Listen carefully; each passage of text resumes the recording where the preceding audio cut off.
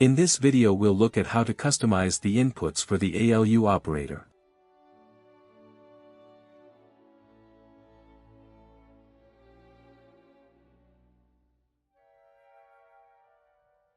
Let's take another look at the instruction list from the last video. Adjusting the ACC and CY is very simple as there are only 2 or 3 options. For the value of B, we do the same as last time and break it down into its bits.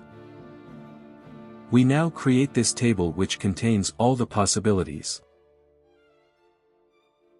First we create the circuit for the ACC adjustment. We will use this type of circuit more often, where several bits are switched through by another bit. Therefore, I create a component here, which I call enable. The code behind it will be designed so that it will not be limited to 1 bit width. We can use this component for the different B values. Therefore, the following circuit results. I expand the CY to 4 bits and do the same with the control bit B0. The 2 OR components differ from those used in the last video in that the inputs are each 4 bits wide. Since I'm at it, I'll create another component that performs the non-operation on 4 bits at the same time.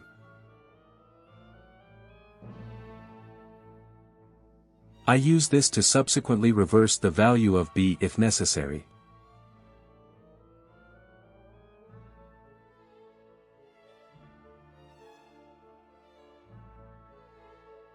These components now result in the following circuit for adapting the inputs.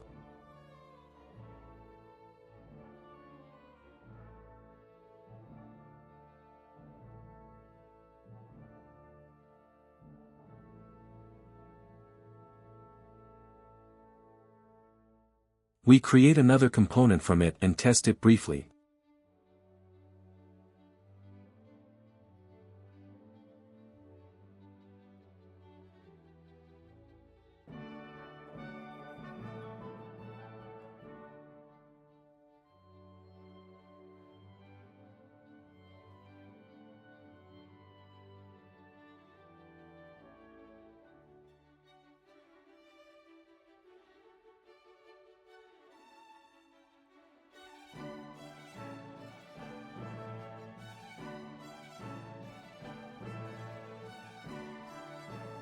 In the next video we will take a short break from creating the ALU and first look at the function of a multiplexer.